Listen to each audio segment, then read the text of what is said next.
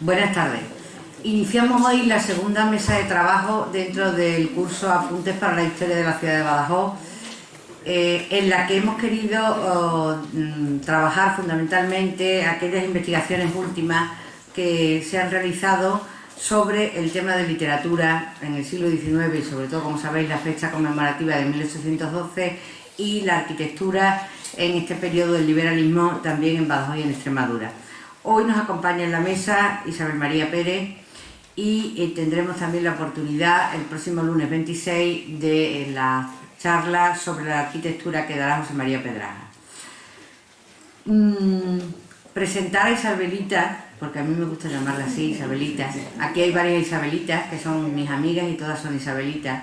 Presentar a Isabelita es realmente una complejidad, puesto que Isabelita está en su casa, ella pertenece a la sociedad económica, forma parte de la junta directiva, pero yo creo que lo que nos interesa siempre es poder llegar a esa persona que hay detrás de una firma, de un libro, de una investigación. Para mí Isabelita es la imagen de esa generación, que ya vamos quedando en ese sentido pocos, de los hijos de maestros, porque yo creo que tendríamos que llegar a formar incluso una asociación de hijos de maestros, de familias de maestros, de tradición. Aquí nos acompañan en esta sala varias y varios hijos de maestros y saben un poco a lo que me refiero. Es decir, recibimos una educación muy determinada y está en nosotros. Y creo que además eso nos ha marcado enormemente para lo que ha sido luego nuestra tarea, efectivamente, docente y, por supuesto, para la tarea también de la investigación. Creo que ese sello del magisterio, de aquellos años con aquellas dificultades, ha quedado muy patente en nosotros. Yo diría que Isabelita tiene dos fuentes de inspiración. Una su padre, Fernando Pérez Marqués, y otra su hermano Fernando. En cuanto a fuente de inspiración me refiero de su mundo literario, de su formación. Isabelita es una mujer de rompe y rasga. Para nosotros en la facultad era, pues en cierta medida era un icono a seguir, y así hicimos, la fuimos siguiendo poco a poco en lo que podíamos. Eso quiere decir que ella es más chica que yo, No. Entonces, ese icono de romper estructuras nos ha venido muy bien, y la verdad que compartimos tantísimas luchas, tantísimos momentos, que me cuesta muchísimo dedicarle a uno determinado.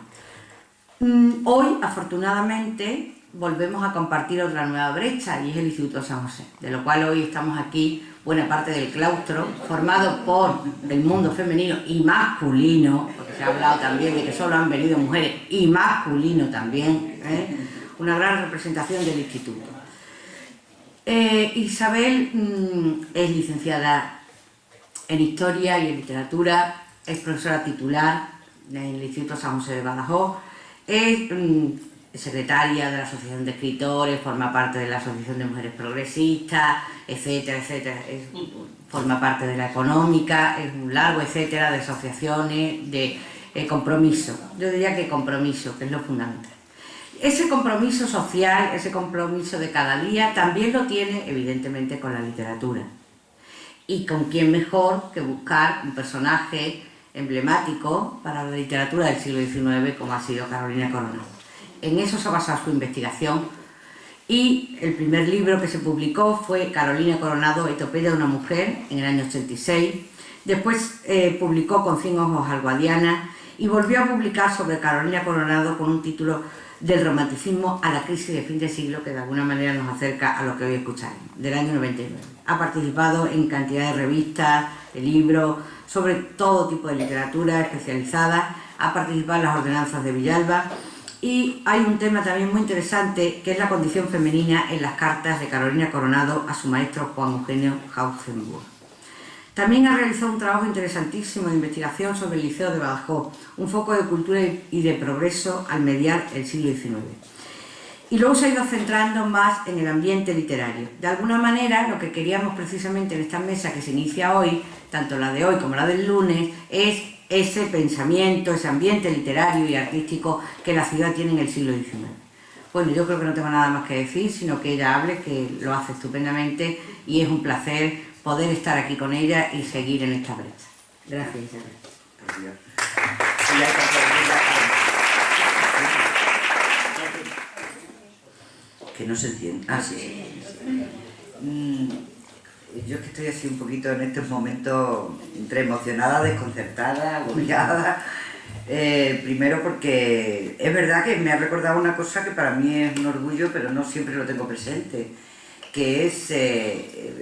no lo tengo presente porque como ya no están la mayoría, pues no quiero recordarlo, porque me duele, que son efectivamente todos esos maestros que en aquellos momentos tan difíciles pues supieron llevar a cabo una labor docente que ha marcado a generaciones y por supuesto y naturalmente pues ha marcado a sus propios hijos e hijas. Creo que incluso maestros como Augusto Rebollo, muchísimo más joven, ha bebido de esa fuente de alguna forma, claro que sí. Entonces, eso por una parte me ha emocionado, me ha emocionado recordar que fuimos jóvenes y de rompe y raja, ella también, quiero decir, de aquellos de rompe y raja en otros momentos. Y, hombre, sí que me encanta seguir siendo de rompe y raja y seguir siendo joven, lo que más. Entonces, y luego esto de tener aquí toda esta pandilla delante de mí es que me tiene encantadita. Me he puesto descompuesta un poco cuando he entrado y he visto, sí, decía, ¿y qué cantidad de mujeres? Esther le ha dado la vuelta y he dicho, qué pocos hombres. Bueno, tampoco tan pocos, porque yo estoy contando aquí y unos cuantos hay. Lo que sí me gusta de esto, y yo creo que Reme, me gustaría que hiciera una especie de foto panorámica, porque Carmen me decía, ay, si pudieras meter algo en la conferencia de mujeres. Y yo dije, no quiero nada. En aquella época, es que no escribía, no, bueno, ya sabemos la situación, no tengo que explicarosla, no encuentro nada. Bueno, pues a mí me gustaría que cuando nuestros descendientes estudien la económica y vengan los archivos y vengan y encuentren la documentación gráfica de la económica de Amigos del País, de cuando en el 2010 pues, se reconmemoraban todos los factos estos de 1808 1812, que aunque yo no pudiera hablar de mujeres, que de repente el panorama del público dijera, bueno, no había mujeres en 1808, en 1812, pero vaya, en 2010 sí que había un montón. Es decir, las cosas ya son diferentes. Y las que están de ponentes casualmente, somos dos mujeres, como Carlos además no ha querido ponerse, pues mejor que mejor para la historia. Así que ahí queda.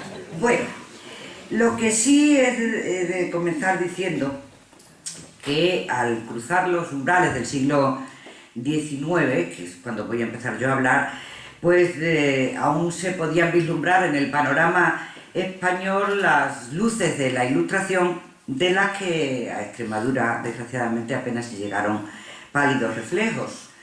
El porqué de esa atonía intelectual en la región, en aquellas fechas, ha sido ya estudiado con profundidad suficiente como para que yo, digamos que aquí solo enuncie algunas de las causas, entre otras razones, porque hay mucho que decir y se nos haría muy largo.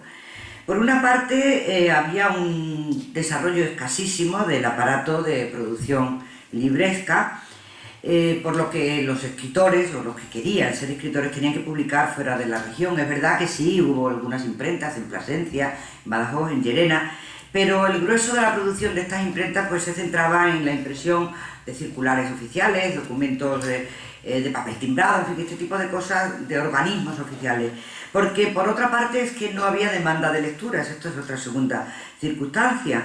El público lector pues, se conformaba con esa literatura de cordel, que tanto estudió Caro Baroja, o los almanaques, los pronósticos, en fin, ese tipo de literatura un poco que exigían poco nivel de alfabetización, porque en realidad los pocos, digamos, la población culta se circunscribía pues, a las familias burguesas de los núcleos urbanos, y un poco más. Por tanto, las imprentas pues tampoco producían lo que no iban a vender, como es lógico según las leyes comerciales.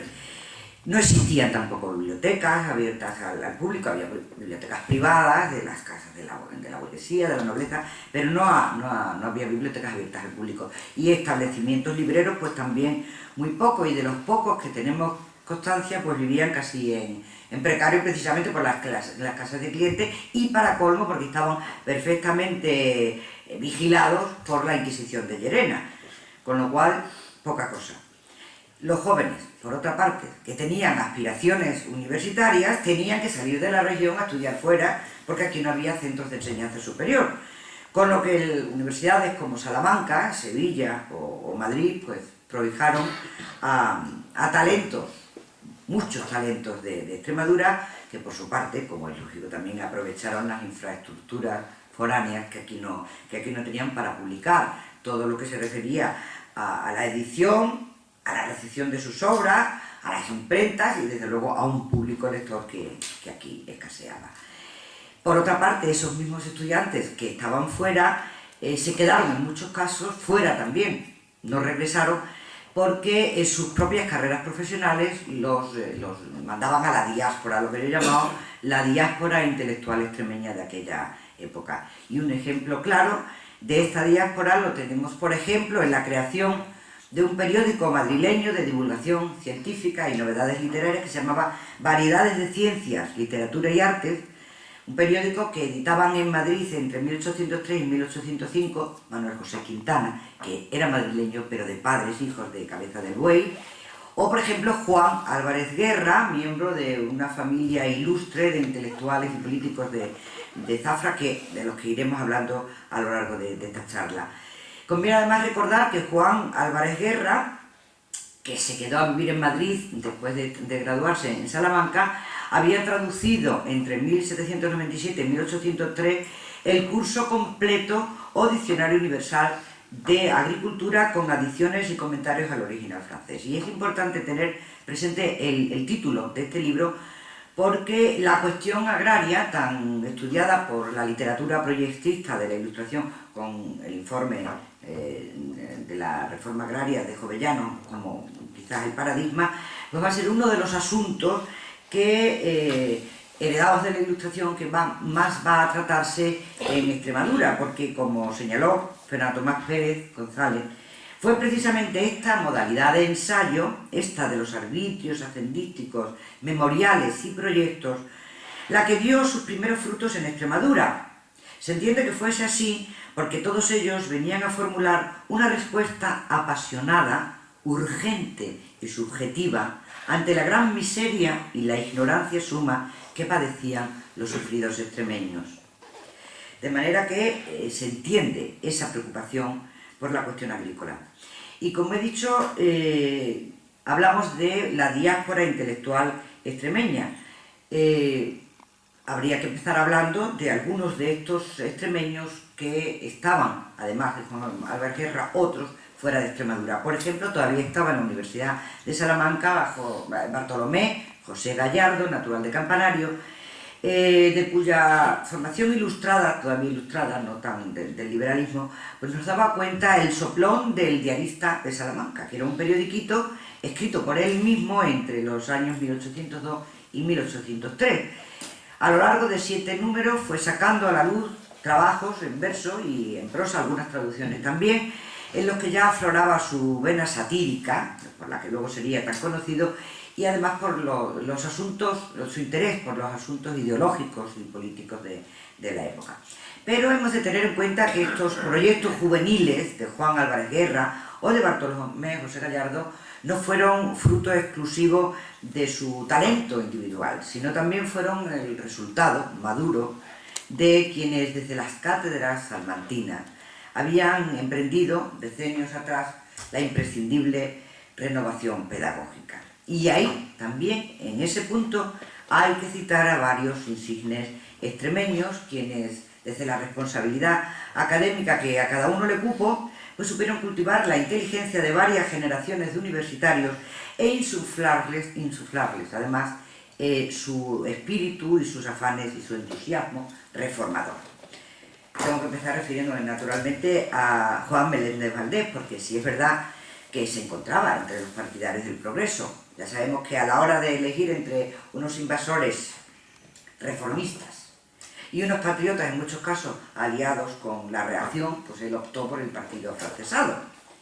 Pero también tenemos que hablar de Juan Justo García, catedrático de álgebra, nacido en Zafra, renovador de la enseñanza de las matemáticas, Lorenzo, ¿verdad?, e introductor en España de la filosofía sensista de Stück de Tracy, como hay gente, aquí mi amiga profesora de francés, pues tendré que decir, de Stück de Tracy, ¿no? Así, para que no me riña mañana.